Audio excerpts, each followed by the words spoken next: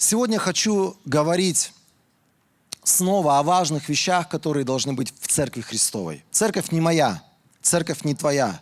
Это не человеческая организация. Христос продолжает быть хозяином, головой, управителем этой церкви. Итак, есть важные вещи, которые должны культивироваться в церкви. Есть важные вещи, которые должны расти в церкви, на которые должен строиться акцент всех проповедей, всех служений. Вокруг этого все должно крутиться в нашей жизни, в жизни церкви. И первое место Писания, Евангелие от Иоанна, 15 глава. Это центр нашей с тобой жизни. Если ты сегодня называешься Сыном Божьим, это центр нашей жизни. 15 глава. «Будьте во мне», Иисус говорит такие слова, «и я буду в вас. Ветвь сама по себе плодов приносить не может, если не будет на лозе. Вы тоже не сможете приносить плод, если не будете во мне. Я лоза, а вы ветви. Кто находится во мне, а я в нем, приносит много плода. Без меня вы не можете делать ничего». Еще раз. Без меня вы не можете делать ничего. «Кто не пребывает во мне, тот подобен ветке, что выброшена вон и засыхает. Такие ветки подбирают, бросают в огонь, и они сгорают. Если вы будете во мне, если слова мои будут в вас, то все, о чем бы вы ни попросили, получите. Если вы будете приносить богатый урожай, и если вы будете моими учениками, то мой Отец будет прославлен». Согласитесь, есть ключевые слова, которые говорит Иисус, что нам надо делать. И потом последствия этого действия будет явным в нашей жизни. Вот плоды – это последствия. Плоды или результат нашей веры, результат нашего хождения за Христом – это последствия нашего систематичного пребывания на лозе, на Иисусе Христе. Друзья, подскажите мне, пожалуйста, что значит пребывать на Иисусе Христе? Это значит позволить Его Слову прийти в мою жизнь, позволить этому Слову стать чем-то важным для меня, чем я буду руководствоваться, я буду поступать соответственно этому Слову. И Иисус говорит, что именно это и называется пребывать в Нем. Когда я слышу Его слова, я принимаю Его слова, я поступаю соответственно этим словам. Можете согласиться с этим, да? Также здесь сказано, если слова мои в вас пребывают, если вы пребываете сегодня на мне, как на лозе, вы питаетесь мной, вы ставите меня в центр вашей жизни. Вот здесь самая главная ценность Церкви Христовой сегодня. Ты и я, мы призваны пребывать в Боге. Мы призваны находиться на Нем. Мы не можем сами производить плоды. Церковь Христова – это не место, куда приходят разные люди, и они все вовлекаются в какую-то работу. И потом, по мере того, как много мы работаем, мы что-то делаем для Бога, мы становимся такими счастливыми и славными людьми. Есть вообще такая тенденция в церквях, когда людям говорят, начинай служить для Бога, и тогда в твоей жизни что-то будет меняться. Но здесь Иисус говорит по-другому. Он говорит, начинай пребывать на мне. Начинай слушать мое слово, начинай свою жизнь наполнять моим словом, начинай свое поведение сообразовывать с моим словом. Начинай смиряться перед моим словом и делать то, что говорит мое слово. Поэтому я так часто вам говорю, друзья, в любой сфере нашей жизни нам надо знать, что об этой сфере говорит Слово Божие. У тебя есть отношения с детьми. Сегодня очень много гуманистичных идей, как надо относиться к детям.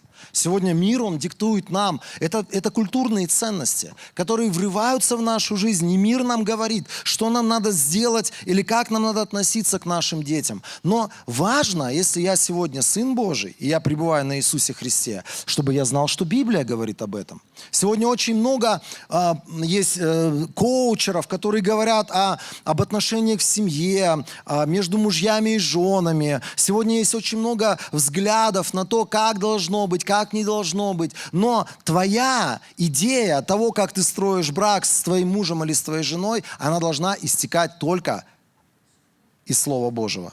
То же самое касается денег, то же самое касается моего характера, моего отношения к людям, моего отношения к обидчикам, к людям, которые делают зло, к людям, которые, может быть, клевещут на меня, к людям, которые сегодня обзывают меня или пытаются со мной подраться. Некоторые христиане говорят: я тебе сейчас выйду, морду набью. Красавчик, если это в Библии написано, камон, братан, давай, гони. Некоторые, знаете, там говорят: я сейчас сделаю то, я сделаю это, я тебе там за сына или за дочь там порву чего-нибудь. Давай, красавчик, если так написано в Библии только.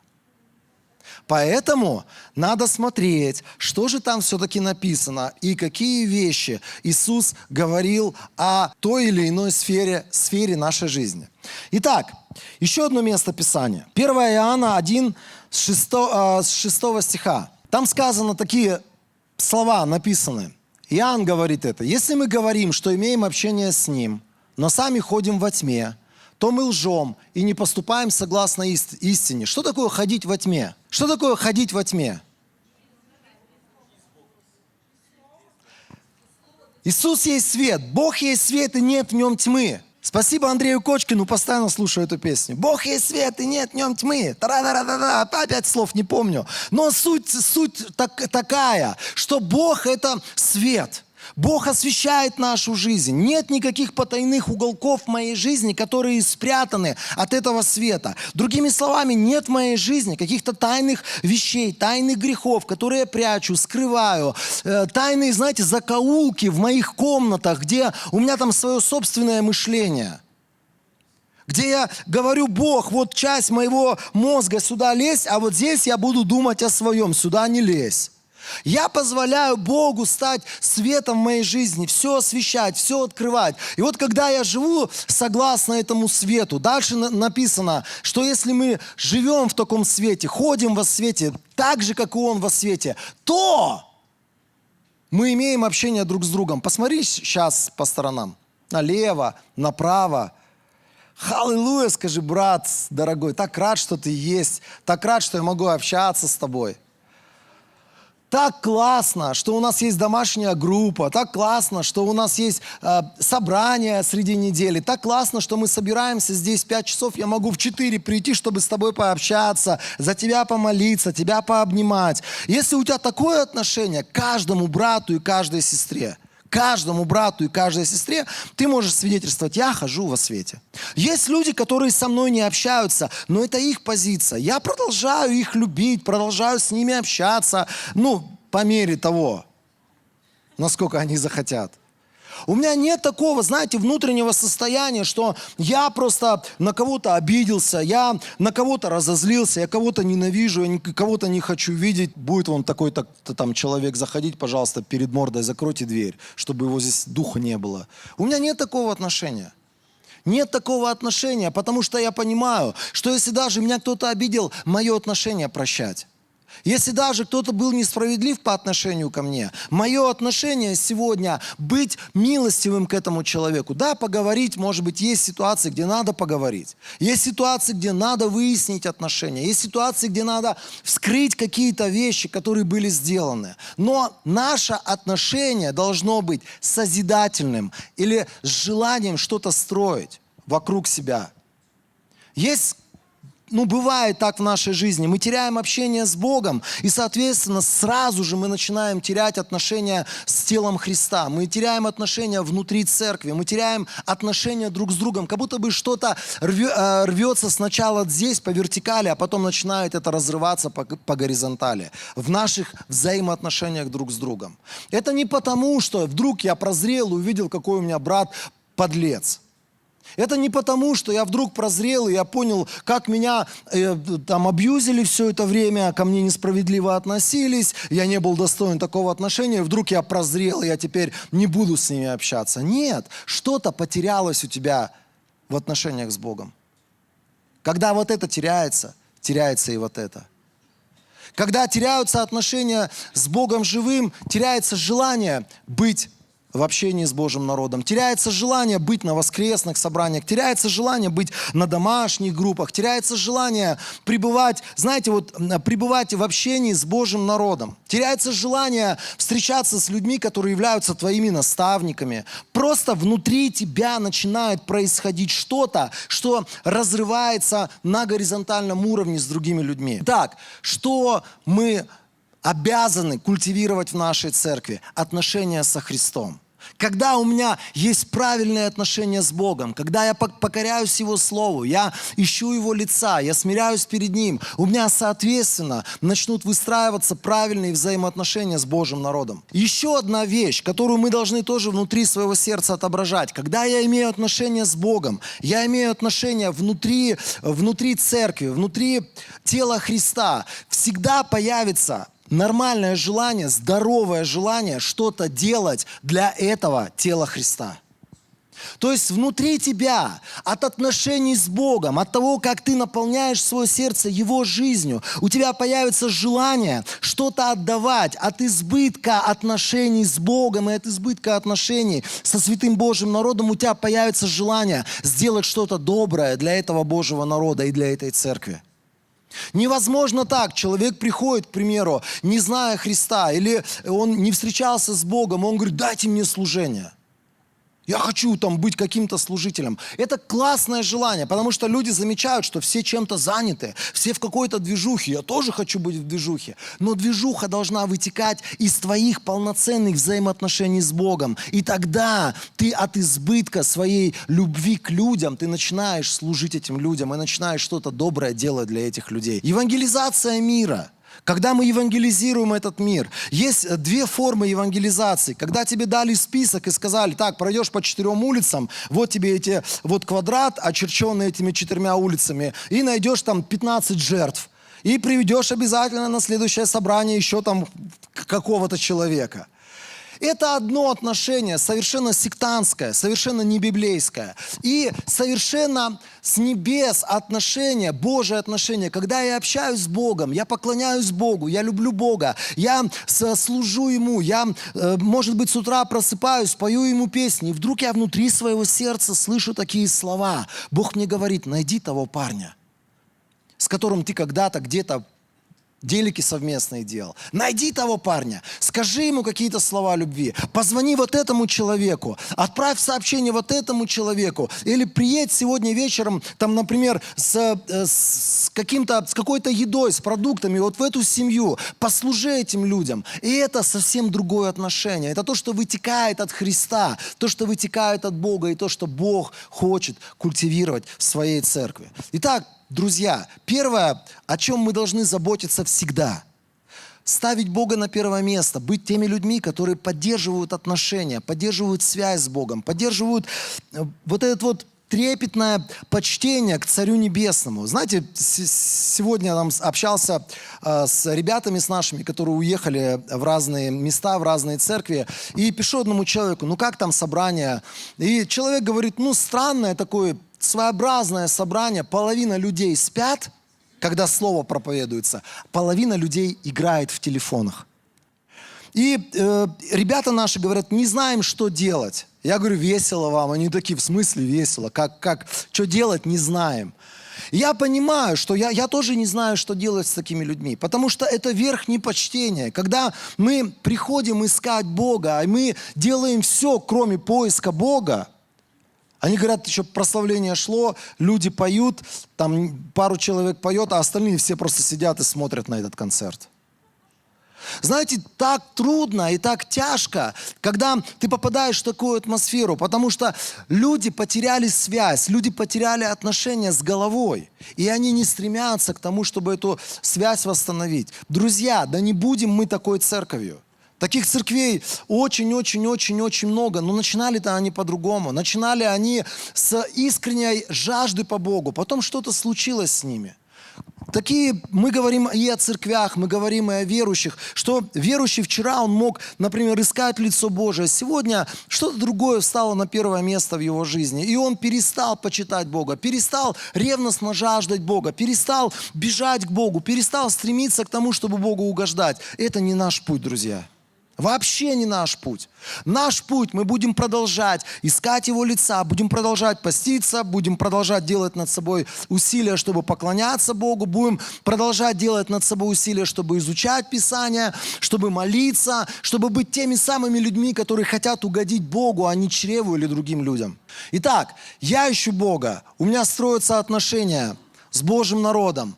Соответственно этому я начинаю от избытка служить этому Божьему народу. И соответственно этому я начинаю, выходя в этот мир, приносить жизнь и свет тем людям, которые в этом нуждаются. Не по-другому. Это не может быть заменено сторонами. Невозможно. Люди говорят, я буду ближе к Богу, когда я буду больше Богу служить. Наоборот.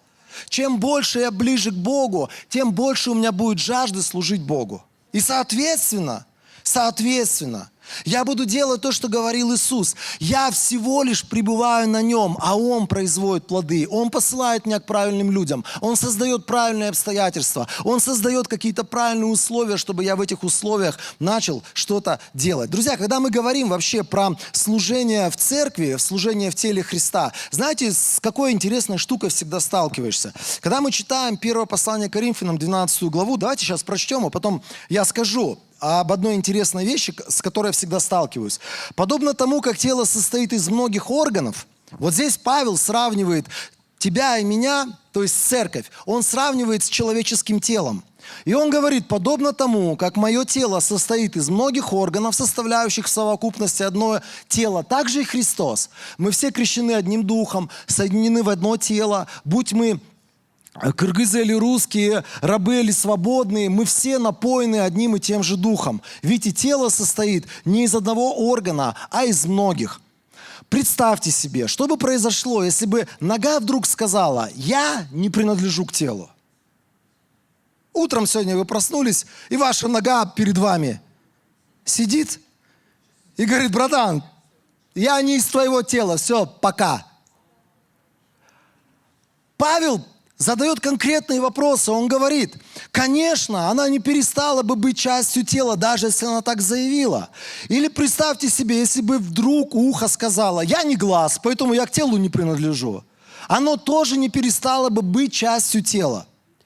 Если бы все тело состояло из одного глаза, то где был бы слух? Если бы все тело состояло из уха, то где было бы обоняние? Но Бог каждому органу определил свое назначение в теле, как Он сам того пожелал. Как тело могло бы существовать, если бы целиком состояло из одного органа?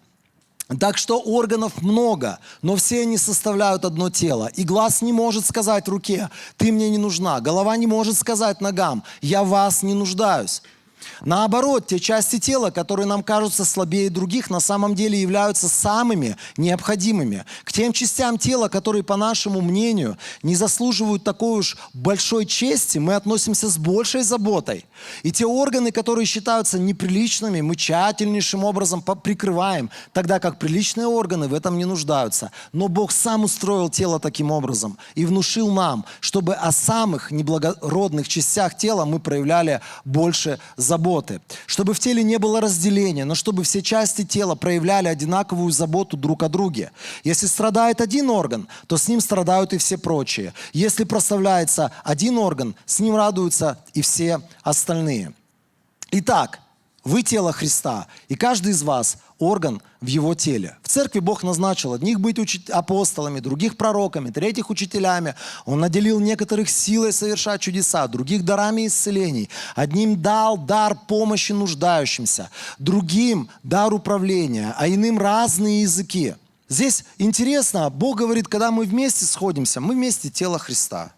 И дальше, когда мы сами по себе, когда мы дома или когда мы где-то там вне нашего собрания, каждый из нас, мы орган в Его теле. То есть Бог, призвав тебя в эту церковь, Он тебя видит каким-то органом в этом теле. И знаете, вот что меня всегда больше всего удивляет, когда многие люди говорят, а какое мое место в теле Христа? А кто я по своему призванию? Я апостол или пророк, или такой, или сякой? И иногда охота сказать, друг, ты тот самый человек, у которого сегодня есть глаза, есть открытые уши. И ты можешь, например, приходить сюда и делать какие-то вещи, которые ты видишь, которые можно делать.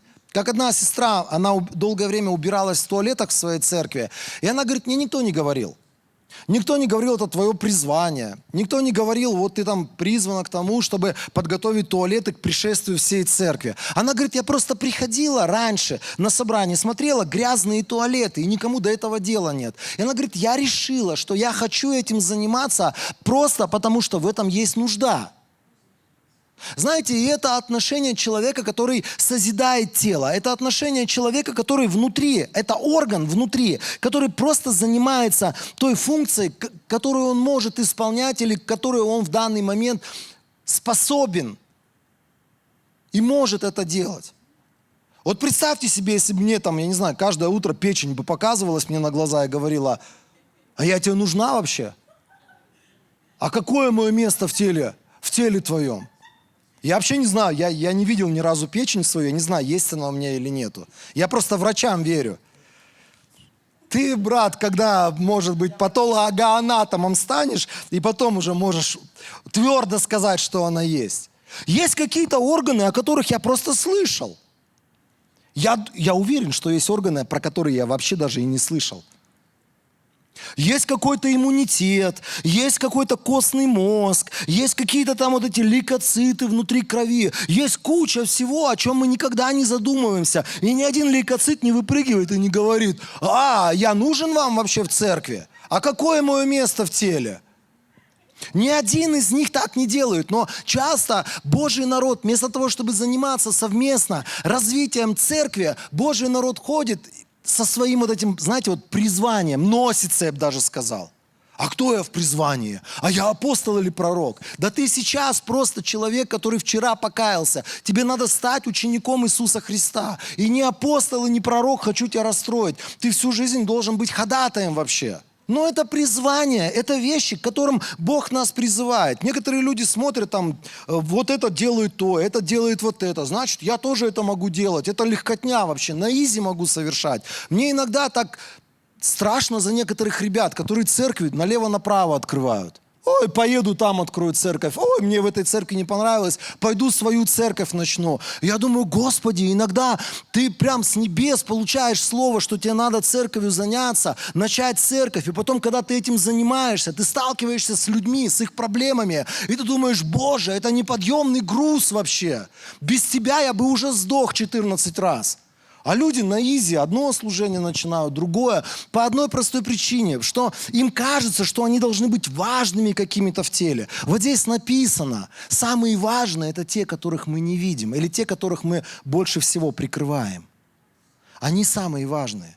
Их никто не видит. У нас в церкви есть важные служения. Я уже не раз говорил, настолько важные служения. Вот если вырви этого человека из этого служения, у нас все рухнет, как карточный домик. Некоторых людей иногда охота думать, Господи, пусть он не ест, не пьет, в отпуск не ездит, никуда не пропадет, не болеет, пусть там, не женится, не выходит замуж, пусть этот человек всегда будет, никуда не денется, и не дай Бог он на миссию уедет. Потому что ты понимаешь, что это настолько важная часть. Некоторые думают, что важная часть – это огненный проповедник в церкви. Нет, есть куча таких служений, где есть люди совершенно с незаменимым даром. И они делают, как нам кажется, незаметную работу. Но только попробуй вырвать этого человека из этой работы, все рухнет, как карточный домик.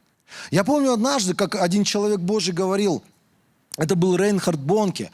Он говорит, вы видите, как я, например, выхожу, там, машу рукой, и там тысячи людей падают, как бесы выходят, люди исцеляются, как сотни тысяч африканцев принимают спасение. И он говорит, вы не представляете, что стоит за этим. Огромная команда людей, которая пашет. Люди, кто-то ездит на грузовике, кто-то устанавливает палатку, кто-то занят звуком, кто-то занят еще какими-то организационными вопросами, кто-то встречается с президентами, кто-то организует там подвоз еды, кто-то собирает людей, кто-то развозит людей, кто-то литературой занимается. Огромная команда пашет. А видят только одного Рейнхарда Бонке. А знаете, он однажды сказал, что самое важное служение, которое происходит, без которого которого бы не было никогда этих евангелизаций, это то, что делает одна женщина в своей небольшой палатке. Это человек, я помню, когда я слушал как-то ее истории, как она рассказывала о молитве, как она рассказывала о том, что как они совершают эту духовную войну, когда бонки проповедуют, они в это время в этой палатке, они ходатайствуют за души человеческие, они отвоевывают эти души у тьмы, они отвоевывают эти души у демонических сил. И ты понимаешь, что все, что делает один человек, и кажется, что вот все в него упирается, на самом деле это просто последствия огромного труда, здоровенной команды, которая вместе трудится. Вот церковь успешная – это огромная команда.